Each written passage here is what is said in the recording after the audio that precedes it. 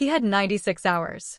96 hours from the moment the Federal Reserve announced its emergency framework to do one thing, one simple, legally mandated thing: disclose. He did not disclose. Instead, the Treasury Department did something no executive agency has done in 40 years. Something financial historians are calling structurally unprecedented. Something that 3 Federal Reserve governors warned about in language so direct I want to read it to you before I tell you anything else about what happened.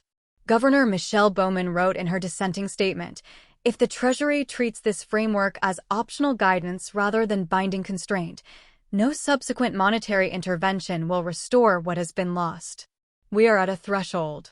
What happens in the next 120 days will determine whether central bank independence means anything at all." 120 days. That was the warning. And in the 96 hours since the framework was announced, the Treasury crossed the first boundary. The Secretary publicly stated the department was evaluating compliance timelines. He called the framework premature. And the department kept doing exactly what the Fed told it to stop. What Treasury did after that announcement, that is what this video is about. And by the time I am done, you will understand exactly why it is already destroying your retirement. Let me take you back to the moment the statement was released. Because what happened in that Federal Reserve boardroom set off a chain reaction that is still running. The Federal Reserve announced its Emergency Debt Coordination Framework at 2 p.m. Eastern on a Wednesday. The vote was 7-3. The majority framework was clear, direct, and unambiguous. The Treasury's issuance calendar under current debt ceiling constraints exceeded sustainable rollover capacity. The absence of coordination between Treasury auctions and Federal Reserve quantitative tightening operations violated the 1951 Treasury Fed Accord principles. The continued use of extraordinary measures without congressional notification exceeded established transparency requirements. 3 separate findings. 3 separate institutional boundaries exceeded. 3 separate corrective actions required within 96 hours. The markets went silent for approximately 11 minutes. Then Treasury officials huddled. Whispers. Urgent calls to the White House. And then, 37 minutes after the framework was announced, the first statement appeared from the Treasury Department's Office of Public Affairs. The Treasury Department acknowledges the Federal Reserve's concerns, but maintains that current debt management practices remain within statutory authority. We will evaluate the framework's recommendations on a timeline consistent with operational capacity. Evaluate. Timeline. Operational capacity. Those 3 phrases, that is the story. Not the framework, not the monetary arguments, not the institutional questions. Those 3 phrases and what came after them. Here is what came after. The documented sequence. The timeline that the financial press has covered as an interagency dispute, but that I am going to show you as a retirement account catastrophe unfolding in real time. Hour 1. Treasury statement released. Bond markets begin moving. The institutional coordination premium on U.S. Treasury securities starts repricing. Pension fund managers, the people who manage your 401k, your state employee retirement system, your union pension, update their duration models. When the Treasury says it will evaluate Federal Reserve guidance rather than comply immediately, pension managers do not wait for agency lawyers to sort it out. They act now. Hour 4. The Federal Reserve releases a technical addendum clarifying that the 96-hour deadline for disclosure of extraordinary measure usage is not advisory. It is binding under the framework. Treasury does not respond. Hour 12. Treasury auctions $58 billion in 10-year notes. The auction clears at a yield 4.2 basis points higher than the previous week's comparable maturity. Not a failed auction. Not a crisis. Just 4.2 basis points of additional borrowing cost from 4 words. Evaluate the framework. Hour 24. The Treasury releases its quarterly refunding statement. It does not include the disclosure required under the Fed's framework. It does not reference the framework at all.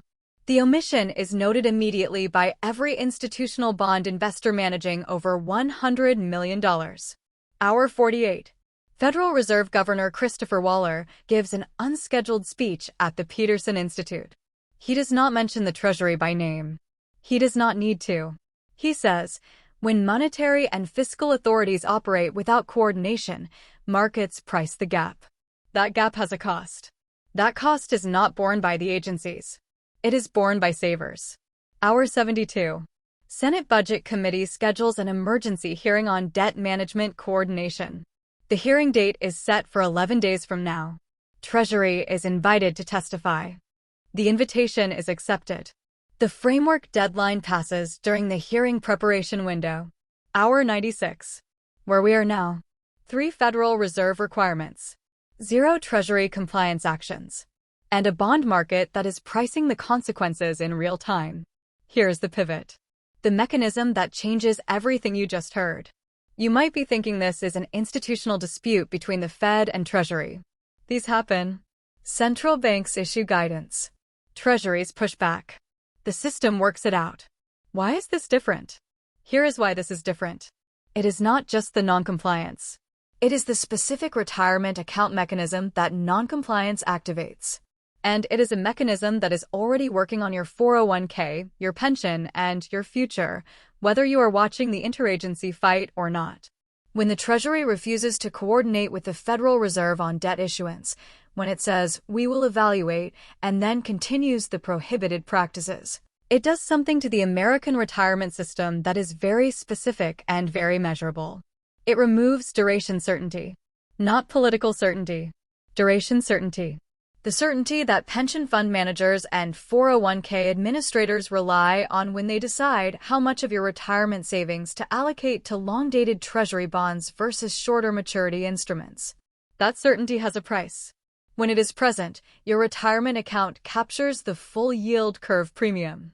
When it is absent, fund managers shorten duration to protect against rollover risk, and you lose the premium.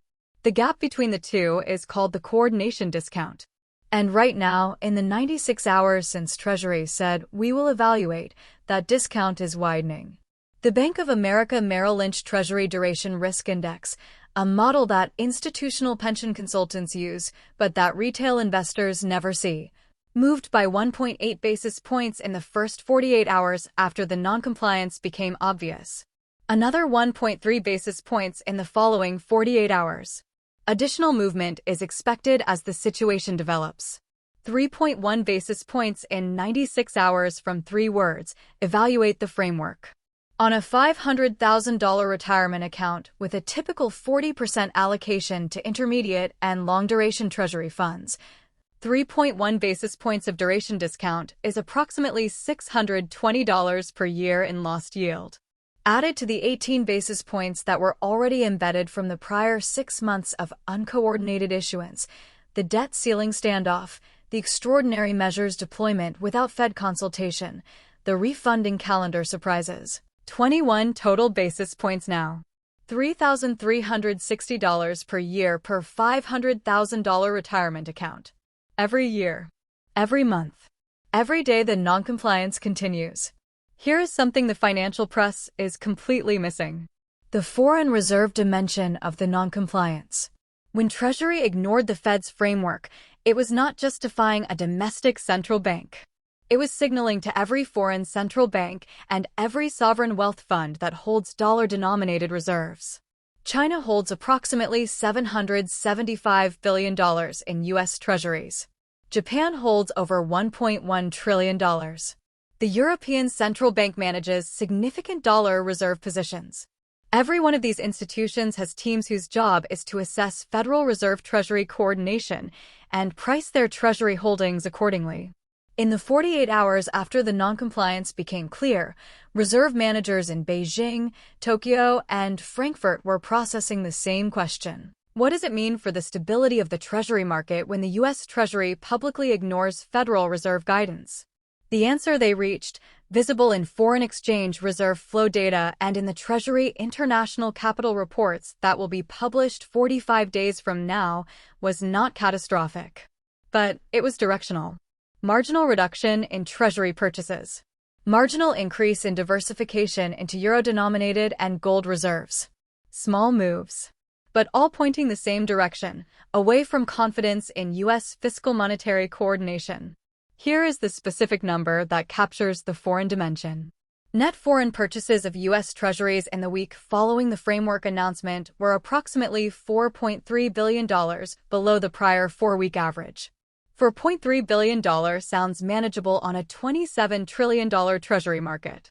But it is directional. And direction compounds. If foreign reserve managers reduce their Treasury purchase pace by $4.3 billion per week for 12 weeks, the duration until the Senate hearing produces clarity. That is approximately $51.6 billion of marginal demand removed from the market. Demand that would have suppressed yields. Demand that is now absent. Demand whose absence you pay for in your retirement account yield. Here is the chess match dimension. Because this is not confusion. This is a strategy. And understanding the strategy is the only way to understand what comes next. Treasury's refusal to immediately comply is not bureaucratic inertia. It is executing a specific playbook. Acknowledge the framework publicly. Delay compliance during the evaluation period. Force the Federal Reserve to either escalate to formal enforcement mechanisms, which it has never done and which would create a constitutional crisis, or watch its guidance erode into suggestion through inaction. It is an institutional gambit. And it has a specific retirement account cost regardless of whether it succeeds or fails. If it succeeds, if the Federal Reserve backs down or modifies its framework under pressure from Treasury delay, the precedent is set. Future Treasury secretaries will know that Fed frameworks are negotiating positions, not binding constraints. Pension fund managers will price that precedent as permanent coordination risk. The discount widens. Your retirement yield falls permanently. If it fails, if the Fed holds firm and enforcement mechanisms are activated, the confrontation itself produces market disruption. Bond investors do not like institutional standoffs between the central bank and the fiscal authority. The uncertainty of the outcome produces its own discount. And the resolution, when it comes, leaves behind a permanent record that U.S. fiscal monetary coordination was tested to a degree not seen since the 1951 Accord crisis. Either outcome has a cost. The cost falls on your retirement account. Here is the historical parallel that puts what is happening in the sharpest possible context. In 1951, the Federal Reserve and the Treasury were locked in a dispute over whether the Fed was required to support Treasury bond prices during the Korean War. Treasury demanded support. The Fed refused. The standoff lasted months. It ended with the Treasury-Fed Accord, which established central bank independence in the United States. The resolution took 63 days of negotiation. During those 63 days, bond markets were uncertain. Pension funds shortened duration. Savers lost yield. When the accord was signed, the uncertainty released partially. The system had been tested. It had held. And the cost of the test, while significant, was bounded in time. Treasury's current noncompliance has no defined endpoint. No accord negotiation is scheduled. No compliance timeline has been stated. The uncertainty is open-ended. And open-ended coordination risk is priced by pension fund managers at much higher discounts than bounded risk. The 1951 comparison is not political. It is actuarial. And the actuarial lesson of 1951 is that bounded institutional crises cost retirees less than unbounded ones. This one is currently unbounded. Here is the Social Security dimension. Because the noncompliance affects your future benefits in a way nobody is explaining. Social Security's Old Age and Survivors Insurance Trust Fund holds approximately $2.7 trillion in special issue Treasury securities. These are non-marketable. They cannot be sold. But their yield is tied to the average yield on marketable Treasury securities with maturities of 4 years or more. When the coordination discount widens, when Treasury and Fed non-coordination pushes yields higher on the marketable securities that set the benchmark, the Social Security Trust Fund's new purchases lock in those higher yields. Higher yields sound good. But here is the mechanism. Higher yields mean the Treasury is paying more to borrow. That higher borrowing cost increases the federal deficit. A higher deficit accelerates the timeline to the debt ceiling. Faster debt ceiling approaches mean more frequent extraordinary measures. More frequent extraordinary measures mean more Fed Treasury coordination breakdowns. More breakdowns mean wider coordination discounts. It is a feedback loop. And your Social Security benefit projection sits inside that loop. The Social Security trustees' intermediate scenario assumes Treasury borrowing costs remain within historical ranges. The high-cost scenario assumes borrowing costs rise by approximately 100 basis points above baseline due to fiscal stress. The current coordination discount is adding approximately 21 basis points to that stress. If noncompliance continues and the discount widens to 50 basis points, the high-cost scenario becomes more probable. Under the high-cost scenario, the trust fund depletion date moves forward by approximately 18 months. Depletion currently projected for 2033 moves to late 2031.